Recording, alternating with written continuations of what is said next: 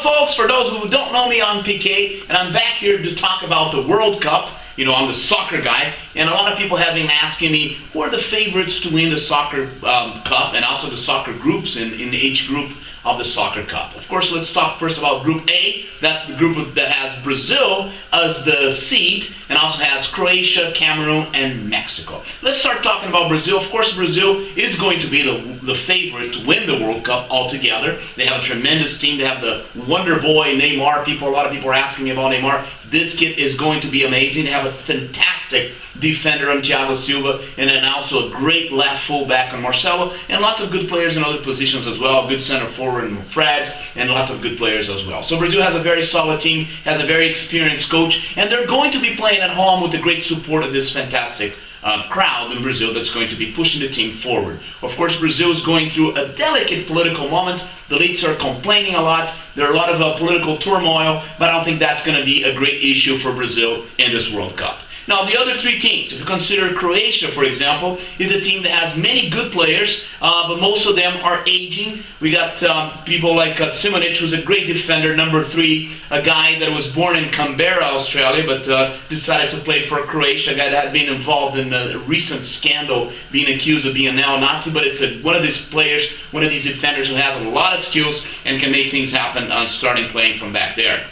And they also have a Lich, a left fullback that is 34 years old. They had Sarna on the right forward line, so two forwards. They're very skillful but aging. They have Rakitic, that is probably their best player at this moment, is a blonde guy, the number 7, about 27 years old, a skillful player that moves around with the ball. They have two Brazilian players, Samir, kind of a heavy-set player that is pretty good. He's also a young guy, one of the few young players in that Croatia team, but it's an aging team. Pleticosa, the goalkeeper, is 35 years old, so they have a lot of players that are older than 33, 34, and a lot of experiences, good skills, but I don't think they're going to go very far due to the excessive age of that team. But of course, you know, older than Brazil is the second team that has probably the best skills on the group. Mexico, the other team, they had a lot of problems. They changed coaches. They almost did not qualify for this World Cup, finishing 4 behind the United States, Costa Rica, and Honduras. They have a very good center forward in Uribe. They have Jose Guardado, who's a good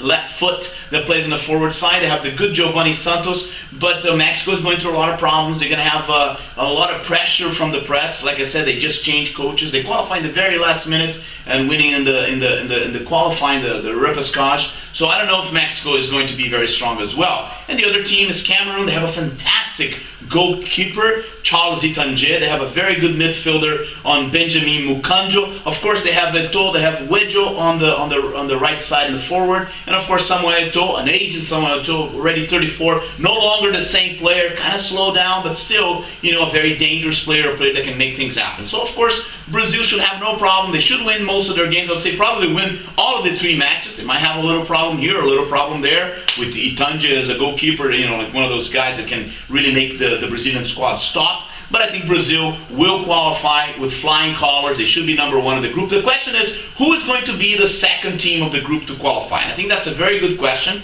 I wouldn't put my money in any of these teams. Of course, I don't bet, but I'm saying for those people who have asked me to place, where would you put your money there? I don't know. I think Croatia, like I said, they have better players, but it's an aging team. Mexico with a lot of problems. You know, they have a lot of potential. They can change things around. We got to remind people, this is the team that was golden medal in the Olympics. So if Mexico turn things around, they can really cause some damage and qualify as a second part of the group. And also Cameroon, you know, although I'd say Cameroon, from what I've seen, I've watched some games of Cameroon and Tunisia. They tied the first match. They beat Tunisia pretty badly in the second match. So I watched a few games of Cameroon. I watched a few games of Mexico, and Mexico had a lot of problems, lost many matches that I don't think Mexico was going to lose. But I would say probably it's going to be between Croatia and Mexico, with Cameroon with some chances, but I don't really think they're going to go forward. They're not going to last. Mexico maybe get some support from the Brazilian crown, considering it's a Latin team. Brazil had gotten a lot of support in 1970 when they were playing Guadalajara, so in the